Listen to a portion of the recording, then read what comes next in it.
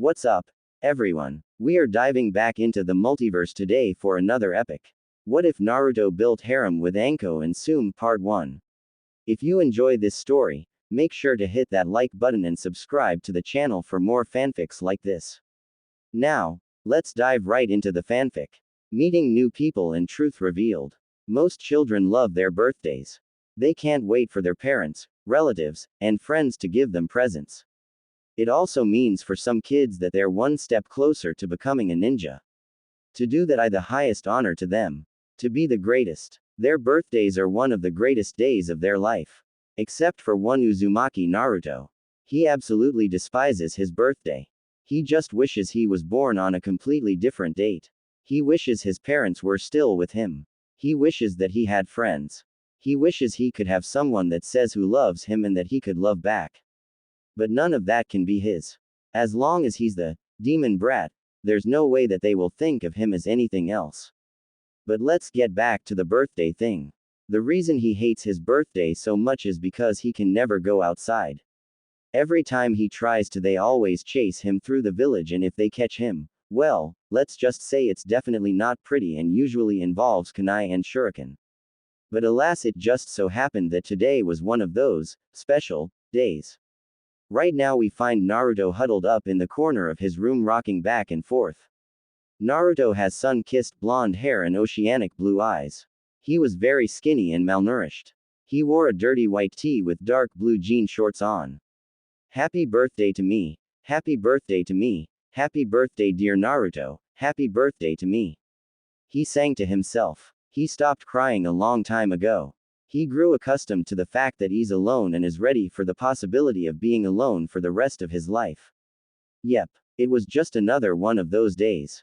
As he finished his celebration by himself, he could not help but feel a bit excited. Like the other kids, he had the desire to become a ninja. It would not only give him a chance to prove himself to the people, but it would also keep the villagers from attacking him. They wouldn't dare attack a ninja. As Naruto stood up, he started to get an eerie feeling. He had a feeling that tonight something is going to happen. Maybe he's just paranoid, but it wouldn't hurt to be careful. It is his birthday, which just makes it even more dangerous. He made his way to the small living room to get something to eat. The moment he walked in, his front door to the apartment was kicked off its hinges.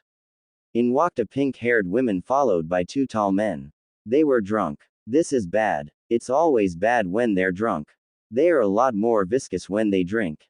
Take him outside. The pink-haired woman commanded. He remembered her from the usually times they would capture and beat him. The men roughly grabbed Naruto and dragged him through the front door.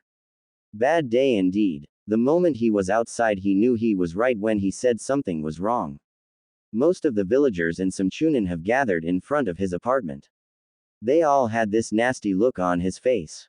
Great, they're all drunk. I just hope Ojiazin will get here in time. He thought as they brought two posts that were wide apart. At the top of each post were long chains that touched the ground. Okay, that doesn't look good. Come on, Ojiazin, hurry. There's no way he wouldn't notice this. And most of the village should be empty considering how many people are here. Sarutobi Hiruzen is having a bad day. First he had a monster of a stack of paperwork. Then the council called a random meeting about other random things that he has nothing to do with. All he wanted to do was just stay home and relax and not have to worry about anything. He wanted to take a stroll through the village and just be free at least for one day from the dreaded paperwork. But he didn't want to upset the council and having to deal with them later. So he stayed put. He never knew what was going on outside. Now we find Naruto chained up by his arms hanging in mid-air. He had a calm demeanor on the outside, but on the inside he was afraid. Afraid that this is going to be the last day of his life. But he wouldn't show them that. He wouldn't give them the satisfaction. The pink-haired woman stepped in front of Naruto and turned to the rest of the villagers. For years this thing has plagued our village, she started. But now we have a chance to get rid of it. No interruptions. My allies on the council made sure of this. Now we have free reign to do whatever we want with the demon child. We will have liberation. She finished the last part with raising a kunai in the air. The crowd cheered with approval and anger as they armed themselves to the teeth. This is going to hurt, Naruto thought as he closed his eyes and accepted his fate. And so began Naruto's torture. After 5 years of suffering, 5 years of endless nightmares, it was all about to come to an end. You get a cookie if you know where that was from. Smiley face. They burned him, stabbed him, beat him with weapons beyond your imagination. The worst of it all is that he just kept healing. He kept feeling the pain over and over and over again. It just wouldn't go away. Eventually he lost consciousness from all of the pain he endured. His eyes opened as he realized he was in a different place. He was standing in a place completely encased in darkness. Where am I? He thought as he looked around. Suddenly he heard a loud booming voice. Give in to the anger. It yelled. Hate them. Curse them. Then he heard another. You are the last of the most powerful ultimate warrior race. You bow to no one. You are all their superiors. Show them what you can do. Then there was another. But this one sounded a lot more calm. You have my blood in you. You are my grandson. He looked all around but could not find where the voices were coming from. He looked in front of him and could faintly see 3 figures walking toward him. Once they got close enough he could make out what they looked like. The one on the right was a somewhat short but bulky man, probably standing at about 5 feet 5. He had black spiky hair that stood up high above his head. His outfit consisted of an unfamiliar sleeveless dark blue body leotard-looking thing that covered his legs and most of his torso. He had on white gloves and white boots with a yellow tip on them. The one on the left was a man that stood at about 5 feet 8. Naruto guessed he was bulky too, but he couldn't tell with the large, red battle armor, like how Ojiazan told him the ninja's back before he was born used to wear, he was wearing. This man also had spiky hair with bangs that hung down his mid-chest. He had a large unfamiliar weapon on his back. It looked like a fan but was silver and had 4 sets of 3 tomos on each corner. It also looked like he had a Konoha headband on, so he had to be someone from the village. But what really caught his attention were his eyes. They were blood red with 3 black tomos in them, similar to the ones on his fan. Overall he looked very intimidating. The last man in the middle had to be the scariest of them all. He looked to be well over 6 feet and had a very muscular build. Like the others he had spiky hair as well, but his kind of jutted out behind his head with the bangs of his hair somewhat covering his face. On the sides of his head were large horns that pointed in front of him. Somewhat like bull horns but straighter. On his forehead was a tattoo that resonated around a small red crystal that was in the center. His eyes were mostly white with a black dot in the middle. On his chest he adorned a large tattoo covering most of it. Another tattoo also on his left bicep and a chain wrapped around his right. On his arms were red and black gauntlets that covered most of his forearms. On the edge of the gauntlet close to his bicep was a large spike that jutted up. The gauntlets themselves were wrapped up in chains. He wore pants that were wrapped up in chains on his waist and his left shin. On the right leg of the pants it had red flames with a golden outline on the top, stopping at his mid-thigh. He wore different colored combat boots, his right leg being red and his left leg black. But the most noticeable feature would be the large black wings on his back. Naruto could tell that he actually used them in combat, which can be very useful. Overall the 3 of them looked very menacing and cool. When he finished observing them he noticed that they were standing right in front of him. He took a few steps back in fear of them killing him. The one on the right spoke first. Do not fear, little one, we will not harm you. The other 2 nodded in agreement. I think introductions are in order. My name is Vegeta. He introduced with a bow. The one on the right spoke next. My name is Madara Uchiha. He spoke with a tone of amusement. The one in the middle spoke last. My name is Devil Jin. He bowed. This man's voice echoed as if more people were speaking at once. Naruto stared at them, still a little fearful, but spoke nonetheless. My name is Naruto Uzumaki. He introduced, stuttering a bit. You must have many questions, Madara spoke, ask and we will answer. The others nodded. Naruto regained his composure and took a deep breath, feeling a bit more confident. Where am I? How did you guys get here? What happened to the village? And why are you guys here? He asked rapidly. They looked at each other and nodded as if they knew exactly what to say. Devil Jin spoke first. To answer your first question, we are in your mindscape, so to speak. Most people can't enter their mindscape due to what has to happen enter it. You have to be in the most unimaginable pain and have to be enduring it for hours. Even then, there is a very low chance that you'll enter it. Nobody wants to take that chance. Naruto nodded in understanding, considering that he was being tortured by the villagers. Well, I guess that answers my third question as well. What about my second? This time Vegeta answered, the three of us have been dead for a long time. Well, maybe Madara not so much, but me and Jin lived way before the Raikudo Sennin was even born. I am a bit older than Jin, but all of us in here are related. When I died, my blood lived on through a lot of people until most of those people died. Then Jin was the only one left with my blood. He then passed it on to a few people and it eventually made its way to the Raikudo Sennin. Now if you know the story of the Sennin, then you know that he split up the Jubi into 9-tailed beasts and also sealing the last of the Jubi's power in himself. That power awakened mine and Jin's blood in him, therefore restarting our bloodline. He then had 3 sons and one of them is Madara's father. A couple decades later, after Konoha was formed, Madara died at the hands of the first Hokage. But he kept himself attached to this artifact called the demonic statue of the outer path, which kept him alive. Kind of like a overpowered life support. Before he cut himself off from the statue, he had a child.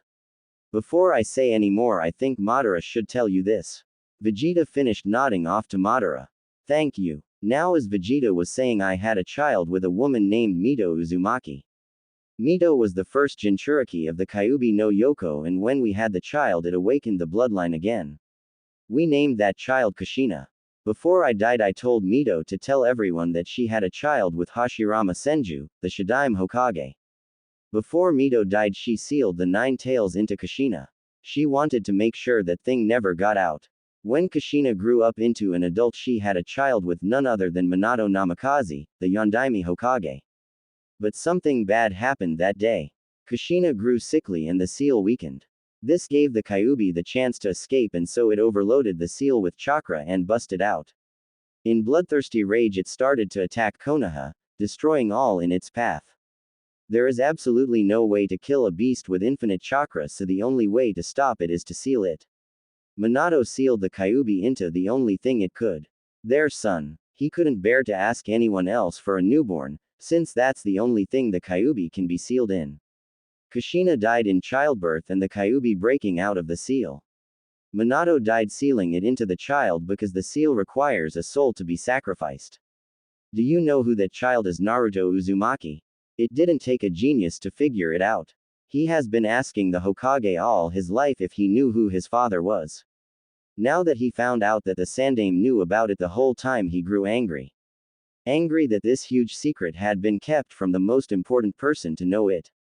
It was me, he replied, anger leaking off of every syllable. That didn't go unnoticed by the other 2 in here. Yes, Madara replied, it was you. Now when the Kyuubi was sealed into you, it triggered a chain reaction. From all the other times of our bloodline awakening, and with mine added into the mix, it somehow brought us all into your mindscape.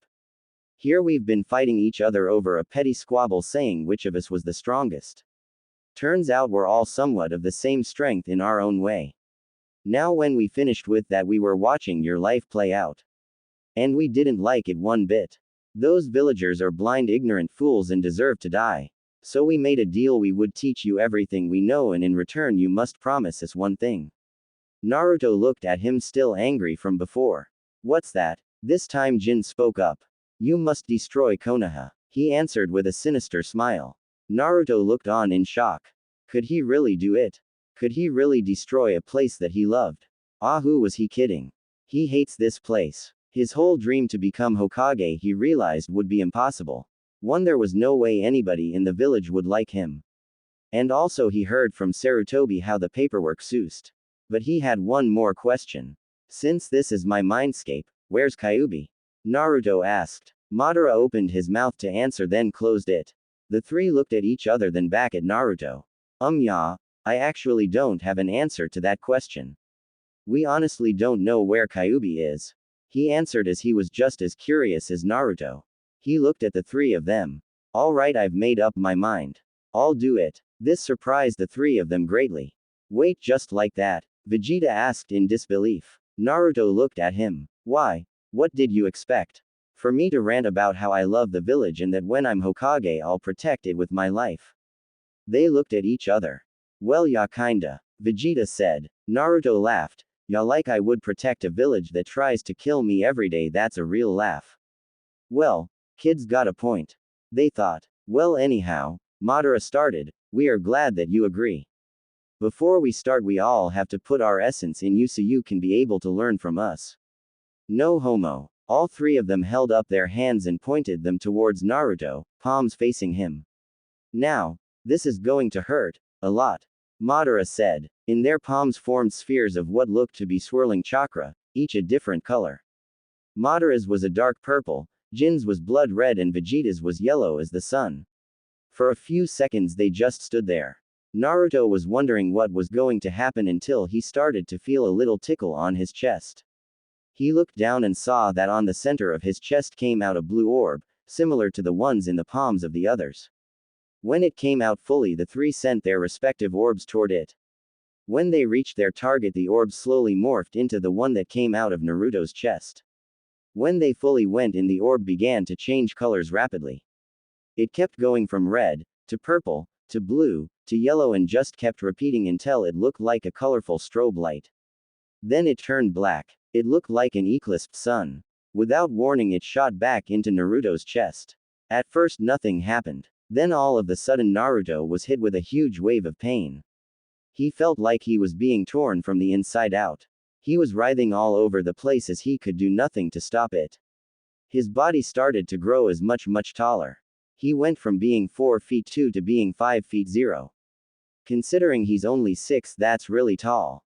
Any baby fat that was on his body completely disappeared and was replaced with pure muscle. The muscle grew to a point where his body just looked like a smaller version of Jin's. His hair spiked up like Vegeta's and he got bangs in the front like Jin's. He also has bangs that are as long as Madara's.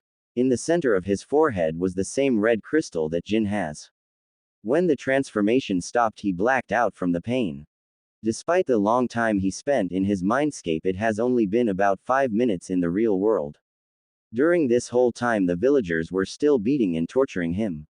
When he opened his eyes, he saw all the villagers still ranting about killing the demon and all that other stuff. He looked at his arms to see that they're still chained.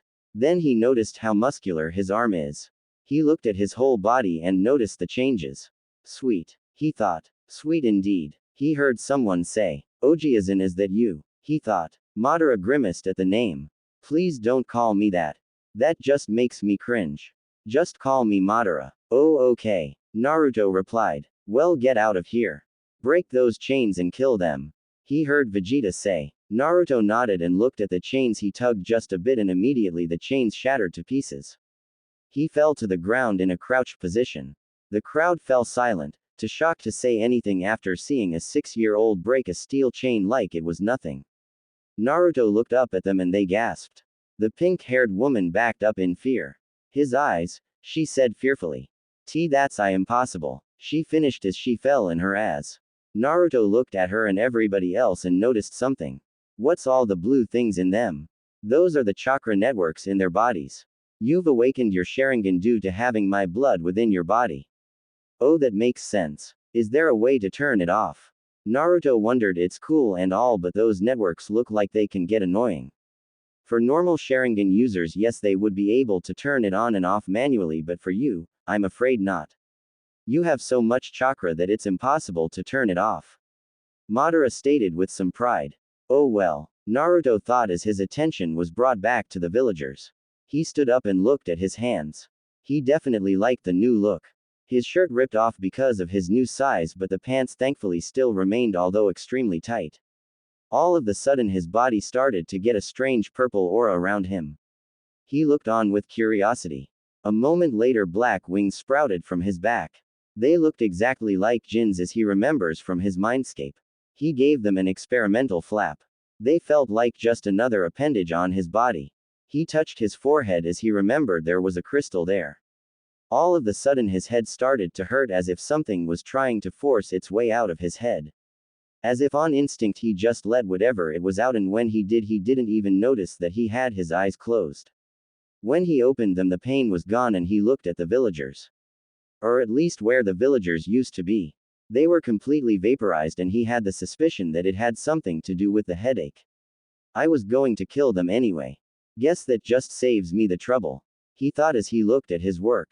Well, better get going. Maybe I should give Ojiazin a visit. With that he jumped as high as possible and started flying towards the tower. The Hokage was still sitting in the council room, Kami forbid. He just couldn't take it anymore. Why do they need the Hokage to be present to ask if putting dango on the menu in bars is a good idea? He was starting to get the sneaky suspicion that they're keeping him there on purpose. He looked at the calendar and saw that it was October 10th. For some reason he had a feeling that Naruto was in trouble. He had hired Anbu to guard his apartment, but he still can't help but feel a bit worried. He was going to check on him just to be sure. I am going to take my leave from this meeting.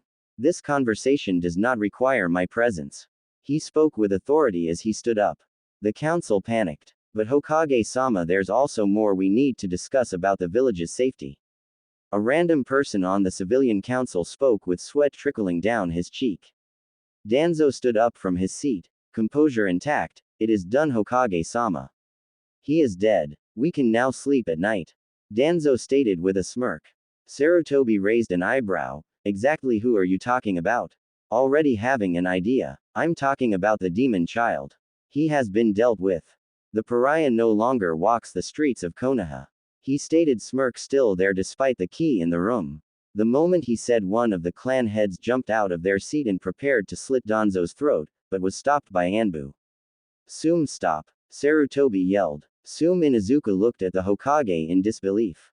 Don't tell me that you're siding with him. You're the one who is always defending Naruto. She yelled, not believing that he would just turn his back on Naruto.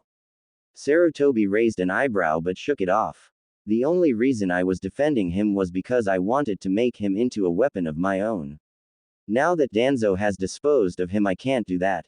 Naruto was growing soft. A little too soft. Now that the Kyuubi is gone, we don't have to worry. He stated with a carefree tone. Tsume looked at him with anger and stormed out of the council room. When she turned the corner, she saw a boy almost as tall as her with the Sharingan staring at her impassively. She noticed the wings too but didn't feel scared because he felt familiar for some reason. Naruto stared at the woman in front of him. She gave off a vibe that said, "Don't fuck with me." She was a woman in her late 20s, well over Naruto's age. Her appearance was just animalistic. She has long, spiky, untamed wild hair, with vertical slit pupils, and elongated teeth and nails. She had purple fang-like marks on both of her cheeks as well as markings over her eyes and a dark shade of purple lipstick. She wears the standard outfit of a Konoha shinobi consisting of a flak jacket and, from what Naruto could tell, a black suit underneath with the sleeves rolled up and bandages around her legs. Even with all the clothing, he could tell that she was well over a D cup. She doesn't wear Konoha's headband, which just shows how much she doesn't give a fuck. She stared at him, still trying to figure out why he's familiar. Who are you talking about? Ojiazin. Is what he said true? He asked again, getting a little impatient. The moment he said that, she knew who this was but couldn't believe it. She smelled the air again. It smells like him. She definitely didn't sense any hinges, so it wasn't an illusion.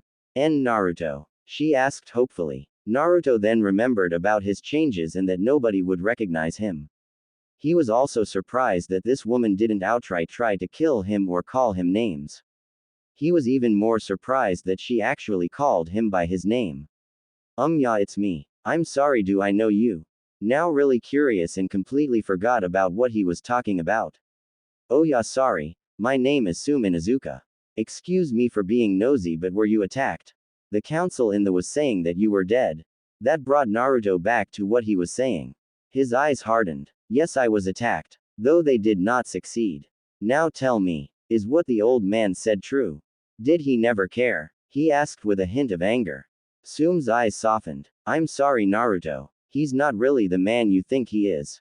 Despite his anger, he couldn't help but let some tears fall. Then I really am completely alone. He said with sadness in every word as his heart ached. Tsume's heart wrenched as she saw how hurt he was. She didn't know what to do, so she just hugged him. She let him bawl his eyes out. She couldn't help but feel hurt herself when seeing him sad. It made her heart ache too. She would try to figure out why later. Right now Naruto needs help. When he was done crying he looked at her and couldn't help but smile. Maybe he doesn't have to be alone. Maybe he can have a friend in her. Thank you Tsume, he said as he felt a lot better. He now felt really comfortable around her. You don't have to be alone Naruto. How about you stay at my compound? Council be damned if I let you stay alone anymore. She said as she was happy that he felt better. Naruto looked at her in surprise. He weighed his options. On one hand he could stay at his apartment and keep himself distant. Maybe even leave the village. On the other hand he could go with Tsume and live with her. Probably make new friends. Naruto chose the obvious. I would love to stay with you. Naruto said with a sad smile as the previous conversation still haunting his mind. All those times the old man has been nice to him were a lie. At least now he has a chance to start over. By the way Naruto, what happened to you? The last time I remember seeing you you were a little shrimp with blonde hair and not even close to being as handsome as you are now. She stated with a smirk at seeing his blush. Hey guys should I tell her? He thought as he really wanted to tell her about Madara and the others. Knock yourself out. I can tell this girl really likes you so can't hurt to tell her. Madara replied, happy that at least one person actually cares. Naruto nodded then looked back at Tsume. Can we go to your compound first? I kind of don't want anybody else to hear this. Naruto stated as he sensed some people approaching. Sure. Just meet me at the compound. She said as she wanted to get there quickly. No need I'll take us there. All tell me where to go while we're in the air. He said as he made his way to the nearest window. In the air? She asked with curiosity as she followed him. He turned around and faced her. Hold on, he exclaimed as he wrapped his hands around her waist and jumped out the window. She made a loud eep noise as he started to flap his wings and started to make his way to where he knew the clan compounds were located. Wee woo, she yelled as she looked like she was having the time of her life. To make it better he started to do twists and turns and loops. All kinds of flying tricks. Eventually they made it to the compound, which somewhat saddened Tsume as she wanted to stay close to him like that. She knew he was only around Kiba's age but she couldn't help but be attracted to the Gaki. Having scared away her husband and no one to love didn't help the situation. Alright let's go inside. Even though it's dark out I bet the Gakis are still up. She said as she made her way to the door. You have kids? He asked a little saddened. Yeah what's wrong? She asked, hoping she didn't do anything to upset him. So does that mean you have a husband? He asked trying to hide the obvious jealousy in his voice. Tsume smirked as she noticed it. Why are you jealous Naruto? She asked trying to embarrass him. He stuttered, no, he said, cursing that his stuttering wasn't helping the situation. She smiled at him. It's okay Naruto-kun, and no I don't have a husband. She said as she opened the door to the house. She missed the smile Naruto had on his face. Like Tsume said, when they walked in all of the lights were on and you could hear chatter in the living room. Naruto followed Tsume as she walked into the living room. When they entered he saw a girl that looked to be in her mid-teens. She had brown hair which she wore in a ponytail with 2 locks of hair framing her face and large, black eyes. She was wearing light lipstick on and fang-like tattoos on both of her cheeks, in addition to a tattoo on her upper right arm that resembles a flower. She was wearing a black tank top with words on saying, "Don't fuck with this bitch," showing a generous amount of cleavage. Just from that shirt he could tell she was probably a D-cup, like Tsume. The only other thing she was wearing was a black lace panties so he could see her very creamy legs. Overall, like her mother, she was drop dead say why. Hana we have a guest. Tsume said she gestured toward Naruto. I'm Naruto Uzumaki, nice to meet you.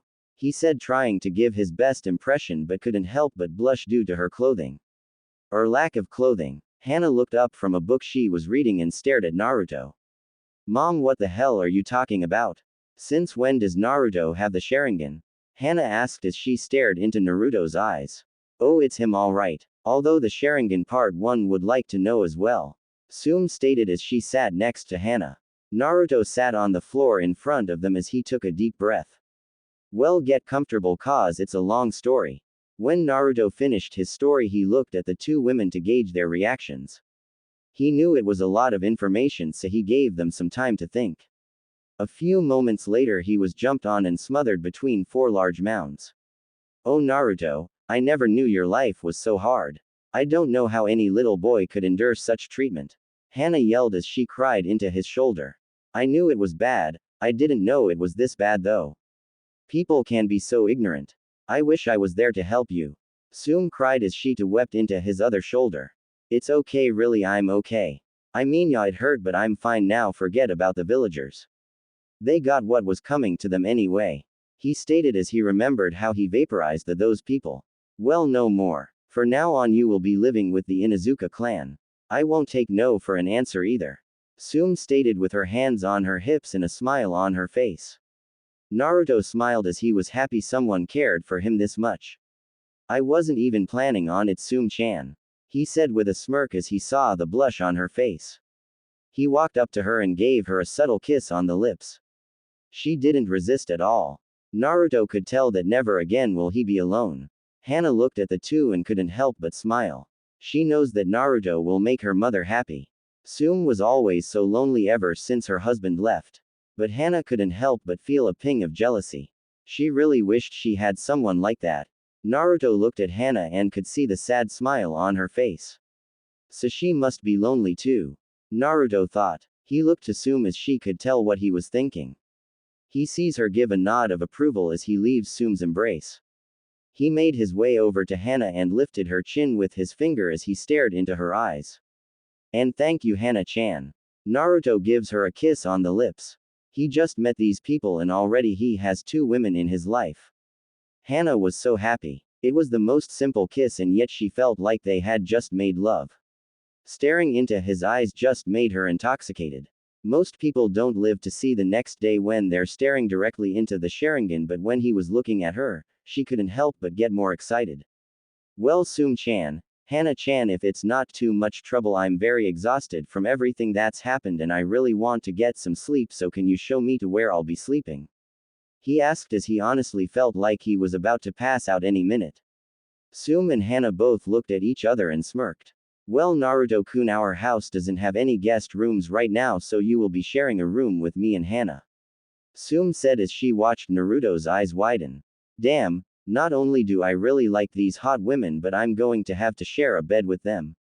Kami, please keep my hormones in check, Naruto stated as he blushed and replied, okay if it's alright with you.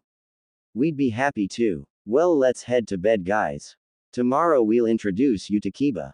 Oh, he's going to have a tantrum when he finds out a 6-year-old bagged his mom and his sister. Hana stated as she made her way to the bedroom with a sway to her hips. Naruto nervously chuckled as he looked over to Tsume and saw that she had gotten undressed. She had the exact same shirt and panties that Hana had. The only difference is that Tsume had bigger briefs. He didn't even bother saying anything as he just went to the bedroom. Entering it, he finds Hana waiting there with a smile on her face. He blushes and just lays on the bed next to her. Tsume joins them with her being on his left and Hana on his right. He wrapped his arms over them as he smiled. His wings instinctively wrapped around them, protecting them as they would their owner. Well, life is great, he thought before he closed his eyes and drifted into a peaceful slumber. Training in the time chamber. Naruto opened his eyes and sat up. He looked at the 2 women in the bed and wondered if he's met them before. Surely he would remember their faces. Trying not to dwell on the past, Naruto got up and stretched. Alright guys, when do we start training? He thought as he was eager to get strong. Whenever you'd like. There is a place somewhat close to this village called a hyperbolic time chamber. A year spent in this place is like 1 day in the real world. You also age as you would in the real world. Vegeta said as he remembered how he, Kakarot, Trunks and Gohan trained in it before the fight with Cell. Yes, that would be very useful considering the many things we are going to have to teach you. Madara stated as he thought about how he was going to teach him everything he knows. Okay, that will be the perfect place. I'm going to get the food necessary for the year spent. Naruto said as he made his way out of the room. Don't worry about food or cloths. All of the food you need is in the chamber. And I'm pretty sure there are Saiyan battle suits in the chamber. We left them there just in case we went back. We did a couple of times, but it wasn't to train. Vegeta said as he remembered Kakarot's fight with that giant yellow thing. Janemba, I think its name was. Vegeta thought. Well, I guess I'll get going right away. Naruto said as he left a note for Tsume and Hana. He jumped out the window and flew on top of the house. Okay, so which direction do I head? He asked, not wanting to be flying around through random places. Head northeast and fly as high up as you can. It should be there. Vegeta said as he was watching through Naruto's eyes. As Naruto flew, he couldn't help but look back on how much his life changed in just one day. He thought about Tsume and Hana and about how much they care for him. Hopefully he can meet more people like that. Suddenly Naruto spotted something high in the sky. It looked like a large sphere from what he can see. Although looking closer, he could see that it ended halfway, making it look like a half sphere. That's it, Naruto. Kami's lookout. Head to the top and go to the temple. Vegeta said. Naruto nodded as he flew up towards the large object. When he reached the top, he gazed at the structure. Being so high up, he could see how this would be called a lookout. In the center was a circular structure. Probably the temple that Vegeta was talking about. I really don't feel like describe it. If you know what it looks like, then good for you. If not, shame on you. Look it up on Google Images. Naruto descended down on top of its surface, blowing out so dust from the momentum of his wings. As he started to walk towards the temple, he couldn't help but feel that he was not alone. I sense a large power level inside the temple. Be careful. Whoever is in there, they're extremely powerful. Probably even stronger than the three of us combined. Vegeta said as he had a sense on who it was. Naruto nodded as he was on guard. Hopefully this person is friendly or he would have to flee quickly. As he made his way inside, Vegeta told him that the power level was definitely close. Whatever it is, it should be right around that corner. Vegeta stated, as he was anxious to see who it was. When Naruto turned the corner, he saw something he did not expect. It was a large man inside what looked to be a glass capsule filled with water. He had black spiky hair that went in all directions but didn't fall down. He wore a dark orange gi over a dark blue undershirt. He wears dark blue wristbands, along with dark blue boots that are outfitted with yellow laces. Over the waist of his gi he wore a blue sash, almost like a belt. I know this isn't the future Goku look, but I like his DBZ look better. I can't believe it. Vegeta exclaimed as he was looking through Naruto's eyes. What? Who is this? Naruto asked as he approached the capsule. This man has been my rival for years and I was never able to surpass him. His name is Kakarot, but everyone on Earth calls him Goku. Although I have no idea how he survived all these years. Must have something to do with that capsule. He stated as he remembered how many times he and Kakarot fought and he lost. Him even stronger than you, huh? Naruto said as he got an idea. He stepped back a bit and reared back his fist. With all of his momentum he punched the glass with the desired effect. The glass shattered to pieces as the water came pouring out. The man began to fall but Naruto caught him, being a lot lighter than he expected. A few seconds later Goku came to as he opened his eyes and took in his surroundings. He noticed a young man a bit shorter than him holding him. He must have been unconscious, cause that would explain why. Then he remembered why he was in the capsule in the first place. Hiya, my name is Goku. Goku exclaimed loudly with a carefree tone. Kakarot, can you please quiet down? You only said like 5 words and yet I'm already annoyed with you. Naruto said as he covered her ears. Goku looked at him for a second and then his eyes widened. Vegeta, you're still alive. I thought I was going to be the only Saiyan left thanks to this capsule. You're a lot smaller than I remember though. Goku said as he measured Naruto's head to his chest. Okay, first of all, I'm not Vegeta, although he is my ancestor. And second, don't mock me about my height. Naruto yelled. He may not be short anymore, but it was still a touchy subject. Goku seemed to stare at him for a bit before he smiled. Sorry, it's just that nobody besides Vegeta calls me that, so I just thought you were him. Goku stated in a lower voice and slight embarrassment. Anyway, how are you still alive? From what Vegeta told me, the Saiyans lived over 1,000 years ago. Naruto asked as he could hardly believe someone can live for 1,000 years. Well, Kami had a vision that a young warrior will awaken the Saiyan blood after the race has died out. Being only me and Vegeta were left. So Bulma made me a life-preserving capsule that can keep someone the same age and their body intact for 5,000 years. Though I only needed 1,000. I was to be the one that meets this said person and teach him all of my abilities. Goku said as he was stretching to get the kinks out of his body. Well, aren't you lucky? You not only get me to teach you, but you also get the most powerful Saiyan in history. Oh, and speaking of training, I want to hurry this up and start as soon as possible. Tell Kakarot to bring us to the time chamber. Vegeta said as he hates it when people just stand around and talk when they can be training or fighting. Don't we all? Okay, well, that's an interesting story, but can we please get to training now? I want to start as soon as possible.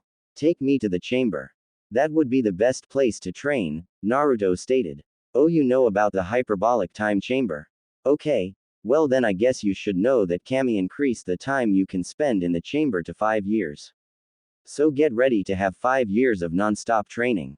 Goku exclaimed with a thumbs up as he teleported in front of the door to the hyperbolic time chamber. Naruto shook his head as he made his way into chamber followed by Goku. When they were inside, the minute the door closed, Vegeta, Madara and Jin popped out of nowhere. Naruto almost fell over from the startle they gave him. What the hell was that? I almost had a heart attack. Naruto exclaimed as he was genuinely terrified from that. It seems that this time chamber pulls any power source out into its plane. Even if they're in someone's mind. Madara stated as he looked around. Goku turned to Naruto. Alright, what do you want to work on first? Physical training, spiritual training, ki training. We have 5 years, so plenty of time. Goku stated as he wanted to get an idea on what to train Naruto in. Yes, now you can be trained by 2 Saiyans, which is way better than 1. Plus, mine and Vegeta's moves are completely different, which means that your arsenal will just be that much bigger. Goku exclaimed as he was really excited. This kid might eventually become stronger than him. I have an idea. How about each year will be divided to a respective teacher?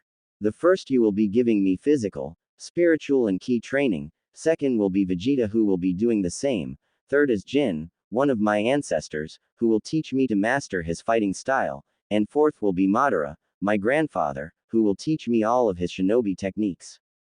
The last year will be training for whatever you guys think I need to be trained in. Naruto said, explaining each role of his teachers. Also Naruto, it's best that I teach you this technique now. It's called the Shadow Clone Jutsu. These are solid clones that when destroyed or dispersed will give the information throughout that clone's life back to the user. This also works for physical training as well. Madara said as he sent a mental image of the hand sign to Naruto. Practice those seals and learn the jutsu. Make clones every time you start your training to do multiple things at the same time. Madara stated. Alright Naruto, after you're done spacing out you want to start training? Goku asked as he was watching Naruto staring off into space. Sure, let's get started. In Konoha, Tsume stirred awake not too long after Naruto left. She looked around and saw that Hana was still asleep and that Naruto was gone. She got up and went into the kitchen to see that he wasn't in there either. A little worried, she went into the living room and saw that there was a note on the table. She went over and picked it up. Dear Tsume-chan, sorry for not staying a little longer to say goodbye, but I wanted to leave as soon as possible. I'm going to be gone for a couple days for training, so I won't be in Konoha. I know you're on the council, but please don't let the Hokage know that I'm still alive. It wouldn't do me any good if I'm being hunted down. Oh, and don't tell Kiba about me yet. I want it to be a surprise. I'll see you in a few days. Love, Naruto. Tsume nodded in understanding as to not let the Hokage know about him. She wants him to join the academy, so if they don't know him as the demon child, he will be able to excel as fast as he wants without people trying to hold him back. Especially with his new appearance, nobody will know that it's him until he wants them to know. She put the letter down as she made her way back to the kitchen to make breakfast, all the while anticipating his return. First year in the hyperbolic time chamber. Training with Goku had to be the most grueling thing in the whole world. When Goku told him to do 500 push-ups, 500 sit-ups, 500 pull-ups, then sprint around the chamber 500 times, he thought that it wouldn't be that hard with his new body. Oh, how he was wrong. At first he struggled really hard to complete the entire exercise. Then after a few days in the chamber it got a lot easier. That's when Goku told him to do it with weighted clothing on. Having got these new change of cloths, he now wears a faint blue almost gray weighted gi on with 20 kilos, 45 pounds worth of weight and darker blue sash on. He wore black pants similar to Jin's except with white flames instead of red. On his wrists he wore gauntlets like Jin's except they too were black and they held 10 kilos of weight, 25 pounds basically. He wore combat boots that were black as well, and on the ankles, he also wore 10 kilos of weight. With all of this weight on, the training became much harder, but he pushed through it, wanting to get stronger. After Goku was satisfied with his physical training, though he still performed the exercises every day, they moved on to spiritual training where he learned to unlock his ki. After that they started to learn ki techniques. When Naruto first performed the Kamehameha it was a lot different than Goku's. His was black while Goku's was blue. His first time was about as big as Gohan's Super Saiyan 2 Kamehameha. So Goku taught him how to control it and tone down the amount of power he puts into it. Goku also taught him the Kaioken, which increases the user's speed and strength. Somewhat like the 8 gates except without the dire consequences of going full power, though Goku told him to stop at Kaioken X10 unless he needed to. Goku taught him the instant transmission, healing, and the spirit bomb. Thought he may not use that very often since it takes so long to make it. Goku also taught him the afterimage technique, which he found to be extremely useful. At the end of the year Naruto was able to do about 10,000 push-ups, sit-ups, pull-ups and laps, all while wearing about 500 kilos, 1,000 pounds, and I know that's pretty ridiculous, but fuck it, it's my story so I don't give a fuck, in total on his body. Second year in the hyperbolic time chamber. The second year was very exciting for Naruto. It was all about learning ki techniques. And Vegeta had a whole lot of them. One of his, and also Vegeta's, favorite moves he learned was the Bang Beam. All he does is point his index finger out and his thumb up and raise his arm as if he's firing a gun. Ninjas don't use guns, but he liked the concept of the move. He also learned other techniques like dirty fireworks, big bang attacks, Gaelic gun, double Gaelic gun, energy rings, explosive wave, maximum flasher, final flash, galaxy breaker, the list goes on. Vegeta also taught him the energy barrier, which protects him from anything that hits him, and telekinesis. You all know what that is. Third year in the hyperbolic time chamber. The training with Jin was almost as grueling as Goku's. Jin's style was a mix between his family Kazama style self-defense and the Mishima style karate. After Naruto got the katas for Jin's style, which he hasn't named yet, Jin had spars with him to help Naruto with the flaws. Naruto wouldn't call it a spar though. It was more like Jin just beat the shit out of him and told him what he was doing wrong. Naruto, eventually, was able to land a hit on him. After that, Jin started going all out and didn't hold back whatsoever. There was not one time where Naruto didn't finish the spar with a few broken bones. Thanks to his fast healing he just got right back into sparring. Close to the end of the year Naruto was faring well against Jin. He actually was able to break a couple of Jin's ribs a few times in his leg. Since Jin didn't have Naruto's healing rate he had to eat Goku's senzu beans. Jin also taught Naruto how to harness the devil's gene. He taught him how to control his laser and how to control lightning through his punches and kicks to enhance them.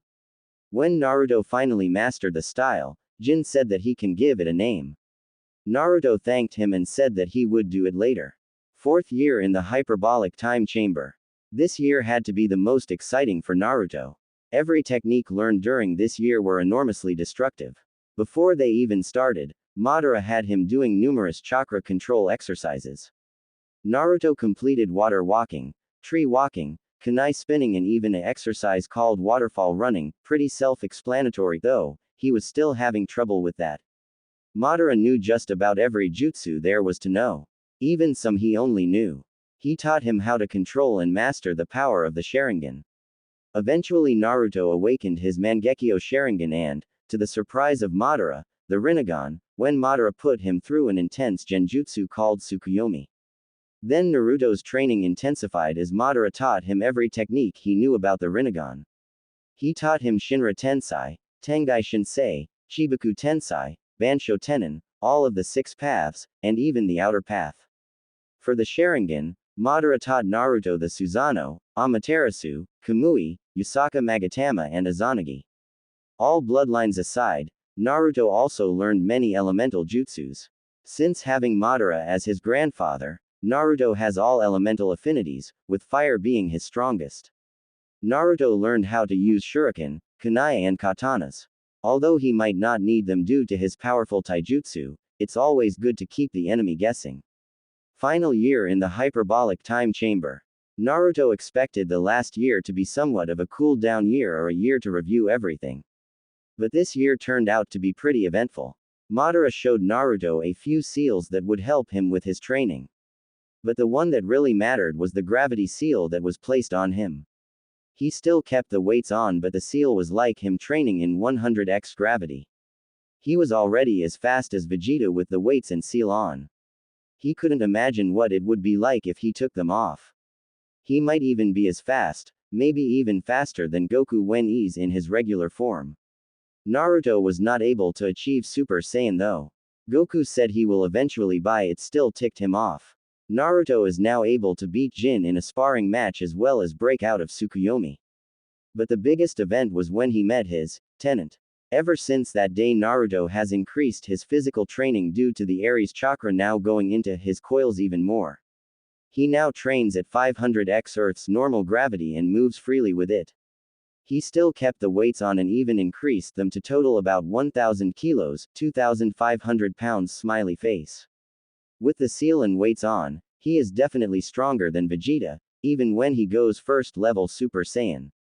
He's also just as strong and fast as Goku when he goes Super Saiyan.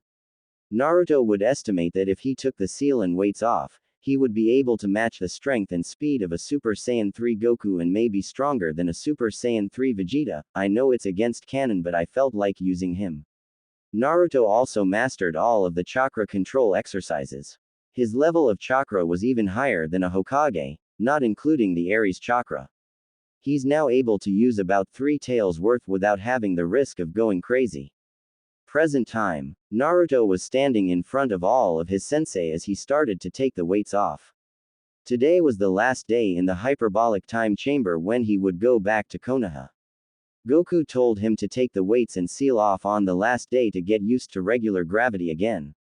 When Naruto took off the last weight, which was his GI, he immediately felt a complete difference to his body.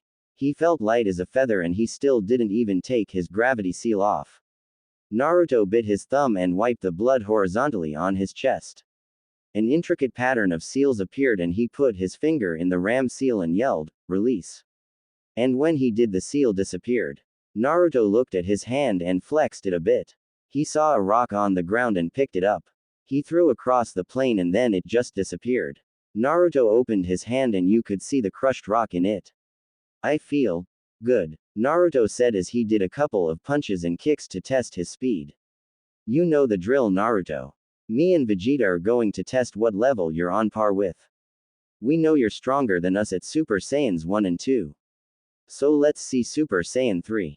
Goku said as he powered up to SSJ 3, as did Vegeta. "I know it's not canon, but I'm using him anyways." Naruto smiled as he got into the now dubbed Devil Fist stance. It looked like a regular boxer stance, but his arms were a little more extended and his arms in front of his face, left arm forward with his knees slightly bent. Jin Kazama's stance in Tekken 6. Remember, no ninja techniques. Just regular strength, speed and any key techniques you can use. Goku stated as he got into his stance. "Now, let's begin," Vegeta said as he disappeared, followed by Goku. Naruto moved his left arm to his side as he blocked a kick from Vegeta. He ducked as Goku appeared, kicking where his head used to be. Naruto knocked Vegeta's leg away and punched him in the stomach as he grabbed Goku's leg with his left hand and pulled him down until his jaw collided Naruto's elbow. Naruto then threw Goku towards where Vegeta landed after he hit him. Naruto smiled as he was finally the first one to get a hit, on both of them too. Then his eyes narrowed as he saw that they weren't there. Before he knew it, a fist collided with his stomach. Naruto's mouth was open in a silent scream as Vegeta then started hitting him with a barrage of punches and kicks. He punched him in the gut again before his hand glowed into a Gallic gun and blasted Naruto away. Naruto shakily got up as he dusted himself off. Well, that hurt, he thought as he got back into the Devil's Fist stance. He then saw Vegeta start to charge at him. But something was wrong. Wait, where's? He thought before a wild sense kicked in and he quickly used instant transmission to teleport behind Goku and kicked him in the back as Vegeta came into the fray. Now he found himself dodging punches from both Goku and Vegeta as they threw them as fast as they could. I can't keep dodging like this. I have to step it up a notch. Naruto thought as he yelled. Kaioken. Red fire surrounded him as he started to retaliate. He grabbed onto Vegeta's right arm with his left as he span around and kicked Goku in the face. Pulling Vegeta down by his right arm, Naruto uppercut Vegeta but kept him in place with his arm.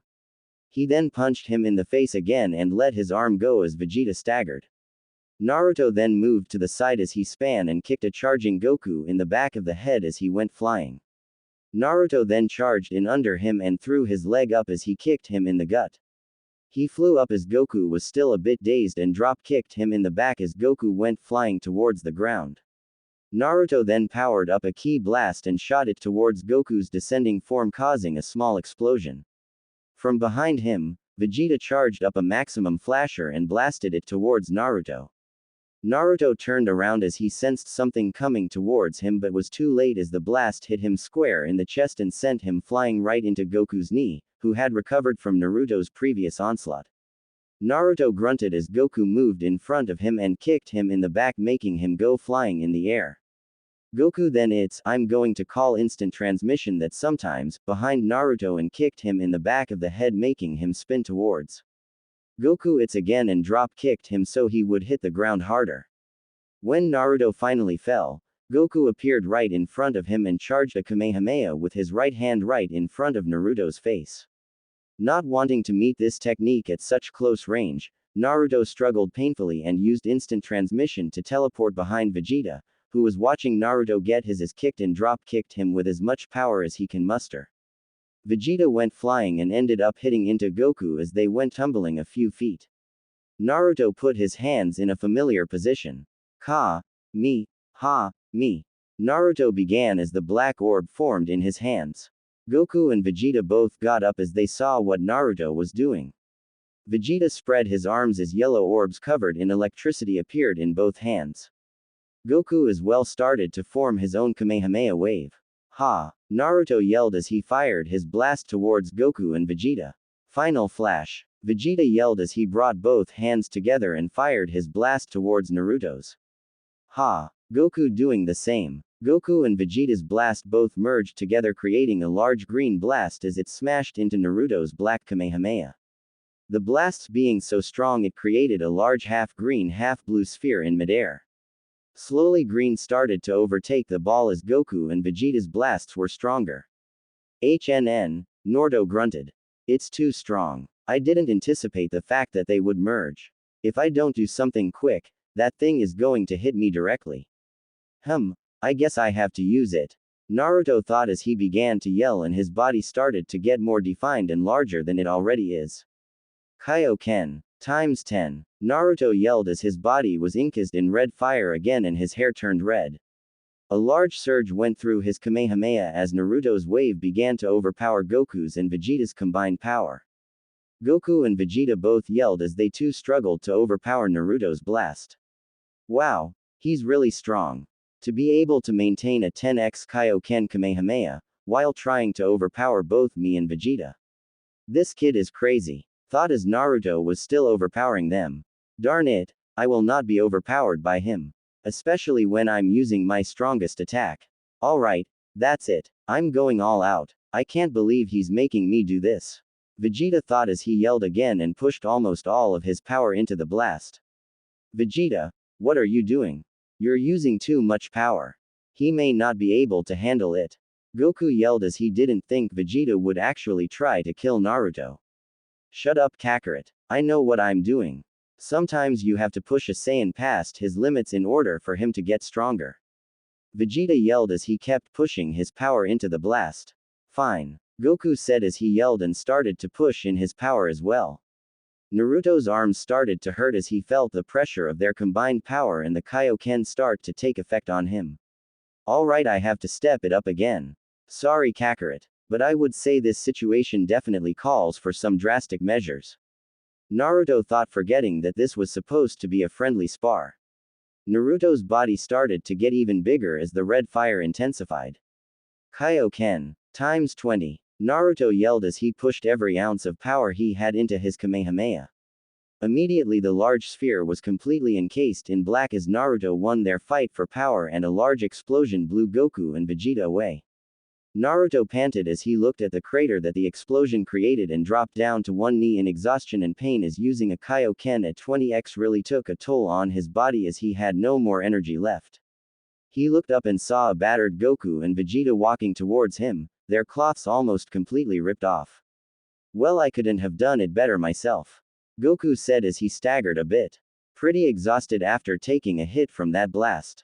And you didn't trust me, Kakarot, Vegeta said as he grinned at Goku. What are you talking about? Naruto asked as he didn't know what was going on. Well, it was genius's here idea to have us use all our power in the blast. That's why you had so much trouble, Goku stated as he pulled out 2 sensu beans and handed the other one to Vegeta. Naruto stood up as Aries' healing factor kicked in and he already almost felt as good as new. Hey, you guys are crazy, Naruto said as went back to the time chamber, or home base, as he called it. He walked in and greeted both Madara and Jin. So Naruto, how'd it go? I didn't see much from here, but I did see a very large explosion, Madara asked as he saw Naruto enter the chamber. It went well. I ended up winning our spar, if you can call it that. I can beat Vegeta and Goku at full power without my ninja skills when they're in SSJ3. Naruto stated with pride. Well, Naruto, tomorrow we'll be leaving the chamber, so get some rest so your body will be fully replenished, Goku said. Alright, well, see you guys later. Naruto waved as he flopped down on his bed, falling asleep the moment his head hit the pillow. That boy, he's going to become very strong, isn't he? Madara asked as he looked at Goku, Jin and Vegeta. Definitely. He may even get stronger than me when he's older, Goku said as he thought of the possibility. Yes, strong indeed, Madara thought as he went back to his business. The return in the academy. Naruto woke up with a yawn as he sat up from his bed. He looked and saw Vegeta and Goku sparring. Jin was perfecting his katas and Madara was leaning against the wall, reading a book. Naruto got up and did his morning routine. After he was done, he put new cloths on that Goku made for him. Over a white shirt he wore a non-weighted black gi, like Goku's except a different color, tied down with a white sash. On his arms he wore white gauntlets similar to Jin's, just without the spike and the metal on the back, instead replaced with the Uzumaki family symbol. The gauntlets Jin wears in Tekken 4, just instead the Uzumaki symbol on the back of the hand. He also wore baggy Anbu-like pants with black steel-toed combat boots. Naruto's actual physical appearance changed a lot over the years. He no longer had his wings as he found out how to merge them into his back, making them look similar to the tattoo on his chest.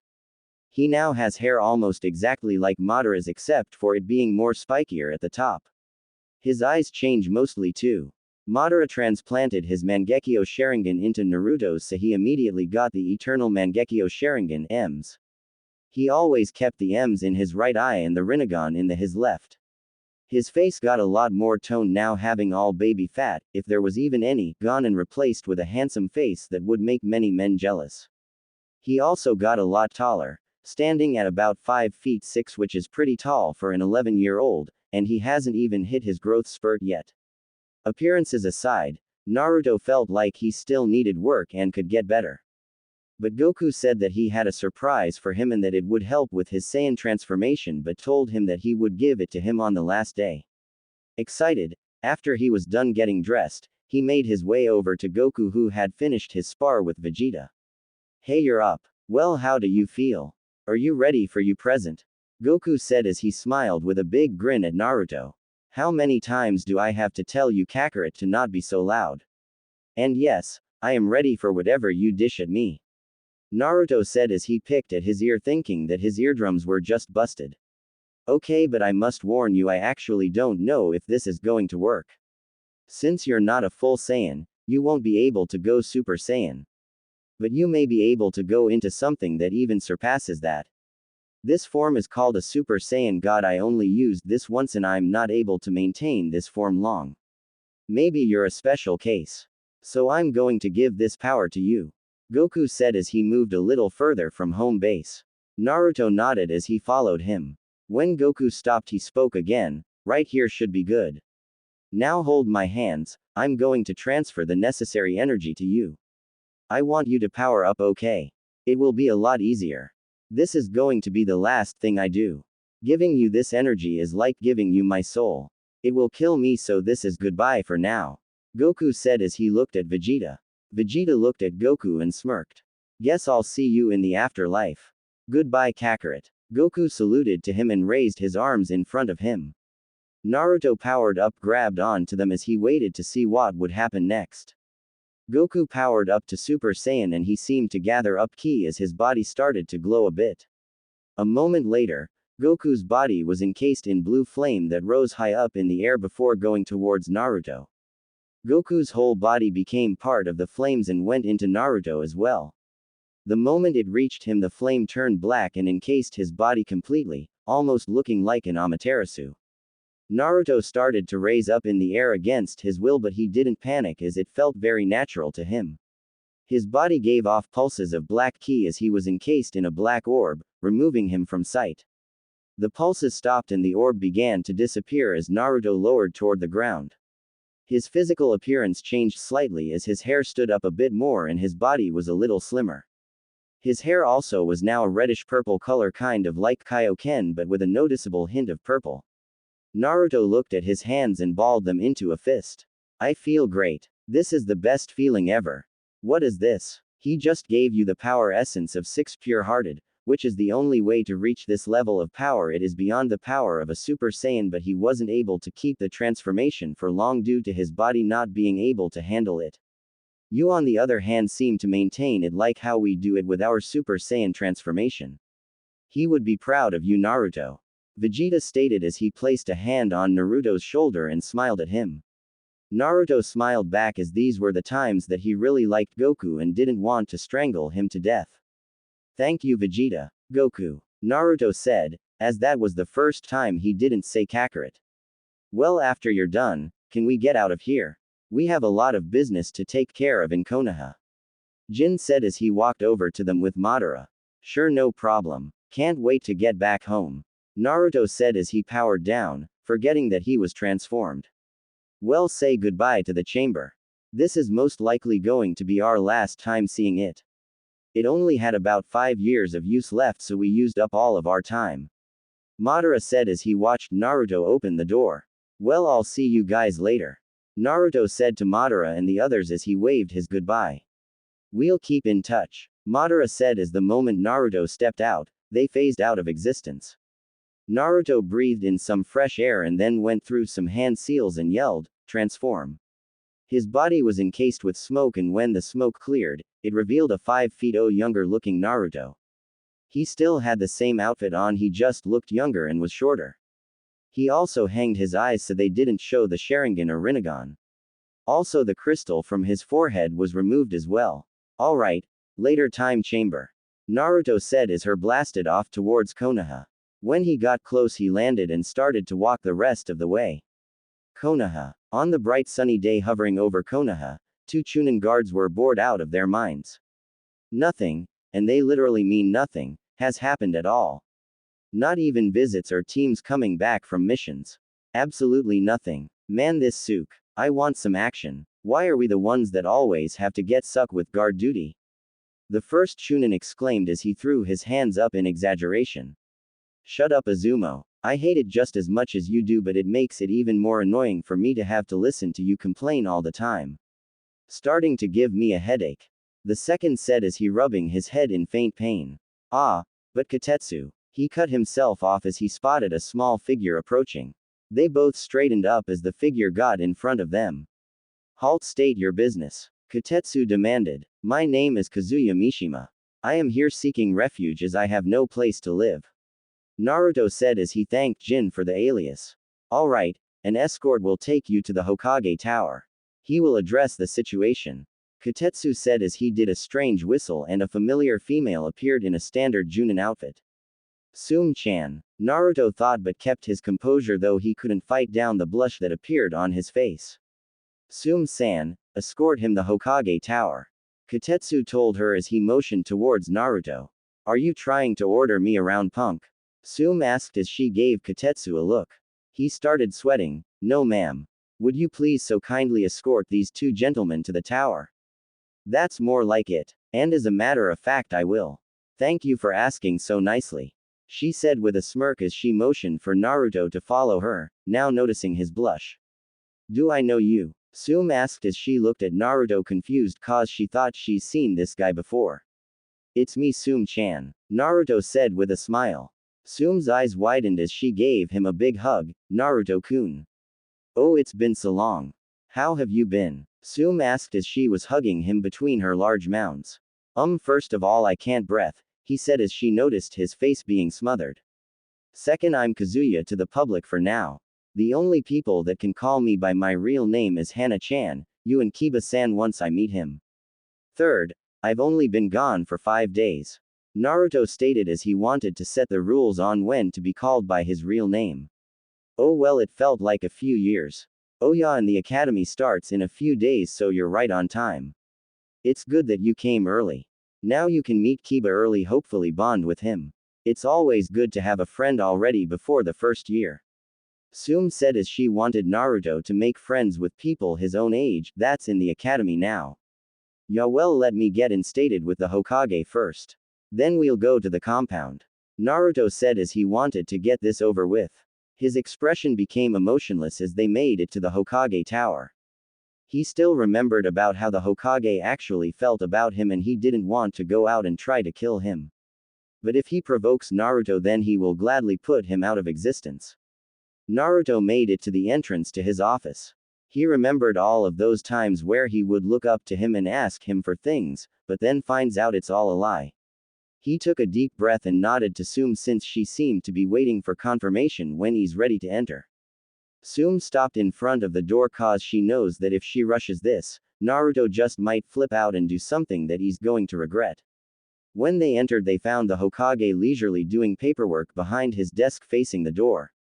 Naruto could tell that he was distraught and chuckled in his mind as the old man could just use shadow clones to do the paperwork for him. Ah, Tsume-san, how are you doing?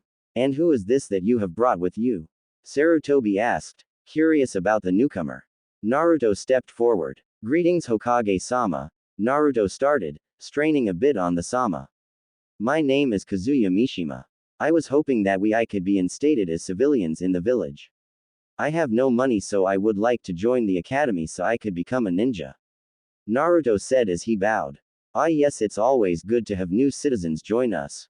But unfortunately we have no current apartments or houses open at the moment. They could stay with me. Tsume said, cutting him off. She looked at Naruto and smiled as he did back. This didn't go unnoticed by the Hokage. That could work. As long as they behave they're welcome to stay with the Inuzukas. The academy will open tomorrow so you can join that and you'll go through to see if you're capable of being a ninja. Sarutobi said as he signed some papers and handed them to Tsume. Thank you Hokage-sama, Tsume said as she bowed followed by Naruto. They walked out of the office and stopped in front of the window. Alright Naruto, let's go to the compound. Kiba should be home any minute from playing with his friends so we should get there quickly. I want to surprise him. Tsume said as she waited for Naruto to fly with her. Naruto nodded and put a hand on her shoulder. Brace yourself. First time kind of sook. He said before putting his forefinger and middle finger to his forehead. A moment later they disappeared and reappeared inside of the compound next to Hana who was in the kitchen sitting at the table. She was wearing the same thing she did when Naruto slept in the bed with them. Hana looked up from her paper as she sensed someone there and saw Tsume with some person that she somewhat recognized. Hey mom, who's this? Hana asked. Actually, you know exactly who this is. Tsume said as Naruto stepped forward. Hana stared at Naruto a bit confused. She honestly didn't know who this was but knew she knew him. Naruto looked at himself and then face-palmed. Oh right. Naruto realized as he put his fingers in Ram's seal and yelled, Kai. And he reverted back to his true form. She stared into his Sharingan and Rinnegan and was still a bit confused. She then looked at the crystal on his forehead and saw it as a dead giveaway. Naruto. She exclaimed in realization as she hugged him. She was just now hoping he would come back soon and, as if Kami answered her, Naruto just popped in. Nice to see you too, Hana. Is Kiba back yet? Naruto asked as he wanted to meet the only other male in the house. He should be back soon. He only left the house about 2 hours ago to play with his friends, so he should be back any minute now. Hana said as she looked at the clock. As if on cue, they heard the front door open. I'm home. They heard as the patter of footsteps came closer towards the kitchen. Kiba entered the kitchen and noticed his mother leaning on the counter while Hana was hugging onto some guy. Hana, who's this? Kiba asked as she never mentioned having a boyfriend. The weirdest part was that this guy didn't look that much older than Kiba. Hana let go of Naruto and introduced him. Kiba, this is Naruto Uzumaki. Naruto, as you know, this is Kiba. She said, motioning to each respective person. Kiba stared at Naruto for a good 5 minutes, sizing him up. I can tell you're alpha male material just by looking at you. How did you meet them and when? Kiba asked, genuinely curious. Naruto looked at Tsume, who nodded, giving him the okay. Well, let's sit down. It's kind of a long story. They all sat down and gave Naruto their attention. Naruto told Kiba about the Kyuubi and how it was sealed inside of him. He told him about the beatings and tortures he endured and about the most memorable one that led him to meeting Jin, Madara and Vegeta. He then told them about his training and revealed only a little bit of the techniques as he wanted it to be a surprise. What he didn't tell him was the fact that he wanted to be rid of Konoha. He would eventually, but it wasn't the right time at the moment. Wow, you had a tough life, man. Sorry I didn't hang around with you, but I was busy training with Akamaru to even go out. Those damn ignorant villagers. One day, they're going to get what's coming to them. Kiba said in anger for the villagers and sympathy for Naruto. Think nothing of it, Kiba. You didn't know that I even existed, and to know that if you did you would go out of your way to help me, then I'm very grateful. Naruto said as he smiled. Although those villagers are going to get what's coming to them. Kiba smiled back and looked at Hana and his mother. So is Naruto going to be staying with us? Kiba asked as he would really like an older brother figure in his life. They all nodded as Tsume spoke up. Yep. And if you'd like, he can stay in your room. I'm sure your bed is big enough for the two, you right? Kiba nodded and motioned to Naruto. Come on, let's head to my room. I want to show you some cool games I got. Hey, maybe later on today we could go out and you can meet Shikamaru and the others. They're really good friends and you can trust them. Kiba said as he was really excited and wanted Naruto to meet everybody. Sure, Kiba. Naruto smiled as his excitement was rising as well. Tsume and Hana smiled as they were thinking how happy Naruto and Kiba are. They just met each other, but they seem like they've been brothers for years. The next day, after Naruto met the rest of Kiba's friends, telling them a little bit less than he told Tsume, Hana and Kiba, he and Kiba went straight home and basically fell straight to sleep. Naruto was the first to wake up, as he seemed to always be. He made his way to the kitchen as he made himself a bowl of cereal. After he was done, he looked at the clock and saw that the academy would start in about half an hour, so he went to wake up Kiba, as he seems to not be a morning person. As he entered the room, he saw Kiba sprawled out on the bed. Naruto chuckled as he went over to Kiba and got a wicked idea. He carefully opened Kiba's eyelid and stared into it with his Sharingan. He then cast a genjutsu on him, letting Kiba see his wildest dreams, before Naruto appeared and took them away. Immediately Kiba woke up and looked around, then glared at Naruto. Dude, what the fuck did you do that for? Kiba exclaimed as he's already starting to hate Naruto being here. Kiba, I never would have took you for a furry lover. Well, I guess everybody has a side to them that you might not want to know. Also could be the fact that you're an Inuzuka and you hang around nothing but dogs. Naruto said as he smirked at Kiba. Kiba still kept his glare, but he didn't say anything. He got up and got dressed, then made his way to the kitchen. When they got there, they saw that Tsume and Hana were already there, probably waking up from the noise Kiba made. Sounded like you guys were fighting. Everything alright? Tsume asked. Oh, everything's fine. Just that Kiba didn't seem to agree with my methods of waking him up. Naruto said as he smirked again at the glare Kiba was giving him. Well, after you're done brooding, Kiba, eat some breakfast. You have 20 minutes until you go to the academy. I want you to pack everything up and be ready before it's time to go. Tsume said to Kiba, who nodded as he finished his breakfast and he ran to his room to get ready. She looked at Naruto and asked, Naruto, do you have everything you need? Yes, though I don't need much. Naruto said as he sat down on the floor with his legs crossed in a meditative position. 10 minutes later, Kiba came out into the kitchen with his gray overcoat. Ready to head out, Kiba said with a grin on his face. Naruto nodded as they both waved goodbye to Tsume and Hana and started to head to the academy. While they were walking, they started talking about random things and what they thought the academy would be like. Though Naruto really didn't give a shit, he still talked about it, thinking it would make Kiba feel better. When they arrived, they noticed that they must have been early, considering that there was a large group of kids gathered in front of the academy just standing around talking. When they got closer, they saw Shikamaru, Choji and Ino all conversing. Naruto and Kiba decided to approach them. Hey guys. Seems a lot of kids are early on their first day. Kiba said as he looked around at all of the kids. Yeah, most of them are really excited to become ninja, but it's just so troublesome. Shikamaru said while he was laying on the ground staring at the clouds. Come on, Shika. Can you put aside your laziness for just this once and take this seriously? Ino yelled. Shikamaru snored as he seemed to fall asleep, as if he didn't even hear her. She fumed, about ready to punch him until they started to hear a commotion. They looked over and saw a bunch of girls grouped up and surrounding a boy who seemed really annoyed by it. Come on please, Sasuke, just one. I'm sure you'll like it.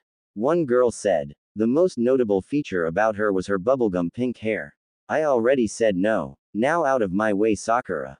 Sasuke said as he walked past them with his hands in his pockets. I don't understand anyone could like that guy. I mean, what does he have that I don't? Kiba exclaimed. Let's see. He doesn't smell like wet dog all of the time. He's way cuter. He's also smarter. Oh, and he's from a clan known to have powerful people, which guarantees him to be strong. Ino said, listing them off with his fingers. Kiba huffed and turned his back to her with his arms crossed. Naruto shook his head as he looked at the doors to the academy. A moment later, the doors opened as 2 academy instructors came out.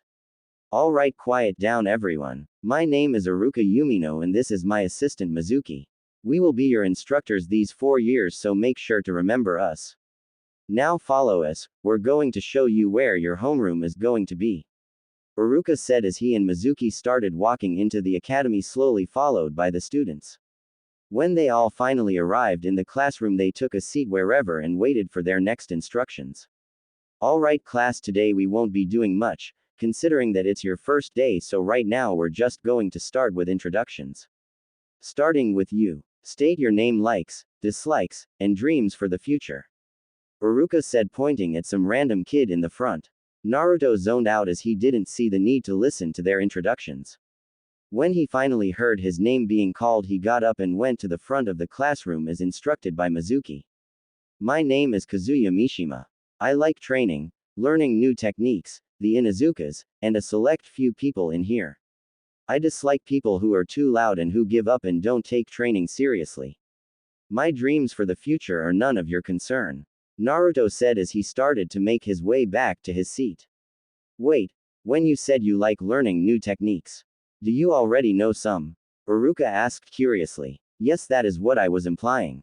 Naruto said, still walking to his seat. Well then, perhaps a demonstration would be in order. We want to gauge how much ability you have.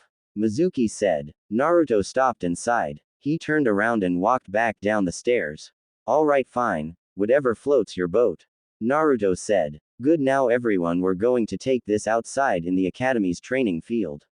I want everyone to follow Mizuki out. Iruka said as he used Shunshin and disappeared. When all of the kids made it out, Mizuki stopped in a large circle in the middle of the field. Alright Kazuya, first we're going to test you on your ability to throw kunai and shuriken. Take these and hit the dummy on the bullseye with as many as you can. Mizuki said as he handed Naruto the tools. Naruto took them and threw them all at the same time, hitting the bullseye with all of them. Mizuki clapped. Good job, Kazuya. For someone your age, that is an impressive feat. Now, do you know any taijutsu styles? I'm going to test you on how good you are at close combat. Mizuki said as he made his way to one side of the circle. Naruto smirked as he waited for Mizuki to start the spar. When he saw Mizuki nod, Naruto started to walk over to him. When he was about 5 feet away, he donned his devil fist stance and waited for Mizuki to make his move. You want me to attack first? Alright, but don't get mad at me if I hurt you. Mizuki said as he charged. Naruto smirked as he watched Mizuki get closer. When he was in front of Naruto, Mizuki went for a kick to his head with right leg. Naruto saw it coming and leaned back just enough for the leg to go past his face and then swept Mizuki's left leg from under him, making Mizuki fall to the ground. Naruto smirked at him as Mizuki got up, a bit angry that he didn't see it coming. He stared at his stance and saw so many openings, but at the same time it seemed like it was impenetrable. The rest stared at Naruto in surprise except for Kiba, Shikamaru, Choji and Ino, since they knew Naruto was powerful. But to see it in person was still pretty awesome. Naruto got ready as Mizuki charged at him again. Mizuki went for a punch to the face as Naruto swayed out of the way. Mizuki kept throwing a barrage of punches and kicks as fast as he possibly could, which to Naruto was at a snail's pace. Naruto started getting bored and decided to end it as he brought both of his arms out, deflecting Mizuki's, and punched him in the gut with a right straight, which made Mizuki hunch over, followed by an left uppercut. Naruto then elbowed Mizuki in the chest and hit him in the face with the back of his fist. As Mizuki was falling to the ground, Naruto brought his left leg over and kicked him in the head, making him fly back a few feet. If Naruto wasn't holding back, there probably wouldn't be anything left of him. Naruto looked at Mizuki's prone form on the ground and got out of his stance. He's out. I don't think he'll be getting up anytime soon. Anyone know where Iruka is? Naruto asked. Before anyone could answer, there was a poof of smoke and Iruka appeared with 2 medics. Good job, Kazuya. Your skill in taijutsu is better than that of a chunin and probably a few junin. I don't even think we need to test ninjutsu. My only question is, how are you not a ninja? Iruka asked, confused on why he isn't already a junin by now. Well, let's just say I didn't have time. Naruto said. Iruka stared at Naruto but dismissed it as it being part of his personality. Alright everyone. Due to Mizuki's state, I am going to dismiss you. Tomorrow we'll begin a full day. As the kids left, Naruto looked at Kiba. Alright Kiba, let's go get something to eat. I don't very much know the village, so how about you lead the way? Kiba nodded as he ran out of the academy followed by Naruto. Hokage Tower. The Hokage and a group of Junin were grouped around a crystal ball that showed Kiba and Naruto running down the streets in Konoha. That is an interesting child. No doubt it that we have a prodigy on our hands. Sarutobi said. Indeed, though we must make sure that we have his loyalty. A kid that powerful will no doubt be a threat if he decides to go rouge. Danzo said as he was already thinking of the ways he could use Naruto for his own purposes. Yes, I agree. After the failure with Naruto, upon making him a weapon, this Kazuya will make an excellent replacement. Sarutobi said as he watched them. Don't you think it's a little extreme that you're going to try and manipulate a 6-year-old? I mean, I get that you're trying to protect the village, but I can't say I agree with your methods. A silver-haired Anbu said. It is not your duty to state your opinions, Kakashi. Besides, you're already being taken off Anbu to take on your own squad of genin, and Kazuya will most likely graduate in a few days, if he accepts to take the exam early. So you will be his Junin sensei. Third said as he started smoking on his pipe.